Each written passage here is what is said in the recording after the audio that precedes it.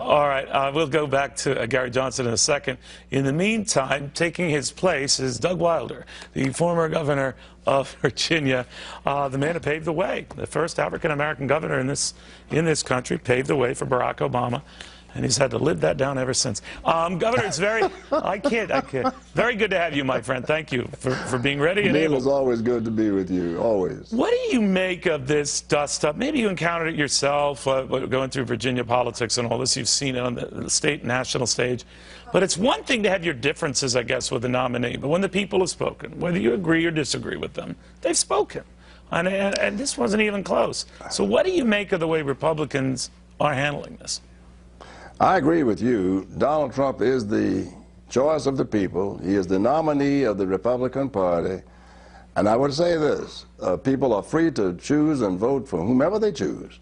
But when your party makes a decision and you go the other way, then you should be prepared to bear the onslaught of that decision. I've been following what Paul Ryan has been saying. I would think, and as a matter of fact, Neil, I placed a dinner bet with some people last night that he would have to moderate his view between now and the end of Sunday.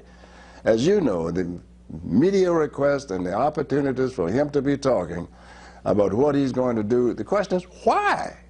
The chairman of the Republican Party has already said, the man that has been determined by the people, he's the choice.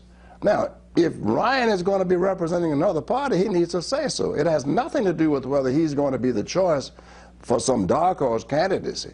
And he's hurting himself unnecessarily in this regard. And I think that he will change. Leaving that aside, it's almost too stupid at face value to think that you would invite a civil war within your party, right? Which makes me think, and indulge you, because I've only talked this over with one person with whom I have a great deal of respect. and my crackpot theory goes something like this. What if this is all like professional wrestling? It's a stage thing that to give the impression Republicans can't unite, when, boom, in Cleveland, the harps come out, they all unite. What do you think? It's not an issue as to whether you and I agree with what the people have decided, but the people of this party have said so. I mean, no, I'm saying it's all fake. I'm saying it's all fake. They don't really mean it. They want to. This is all about, you know, we can come together. It'll be done in dramatic fashion. Donald Trump himself has said he wants a different type of convention, more glitz, more suspense. Maybe not the suspense part. But something tells me that they will come together in a surprising, I don't know, professional wrestling ending. That's stupid. They are going to come together, and they're going to come together. The reason they're going to come together because Donald Trump has hit the nerve of many people on the right. Bernie Sanders has hit the nerve of many people on the left. They don't believe that their leaders have served them well. If the Republican Party continues with its disuniting efforts, it will more than likely reinforce what some people already believe. It's not going to, in the long run, hurt Trump.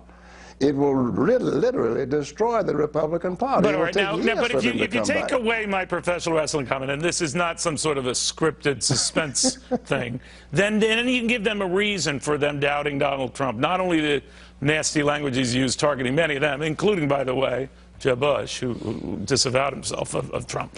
But these sudden reversals on the part of Trump.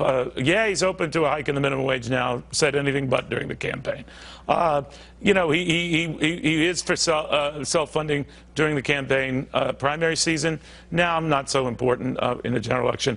And switching gears on a couple of topics that make Republicans say, we told you he wasn't a real conservative, and that's what's rankling them. What do you say? And well, I think both sides are going to be doing the same thing. Donald Trump, knowing now that he is the nominee, will moderate. He will move from the far right. Now, how far he moves from that far right has to be determined. Hillary Clinton is being pushed further to the left than she wants to. She wants to be able to move back to that moderation in the center. That's going to be the dilemma for this next period of months. They are going to be both trying to get to the center to capture what I consider the most, the largest group of voters in America, those people who are independent thinking. And I think the Republicans, as you say, will come to their degree of sense. But they better do it soon. And if they don't, they will clearly lose the election if they don't. All right. Well, in every good wrestling contest, there's always a surprise ending. We'll watch. Governor, Always a pleasure, my friend. Thank you very, very much.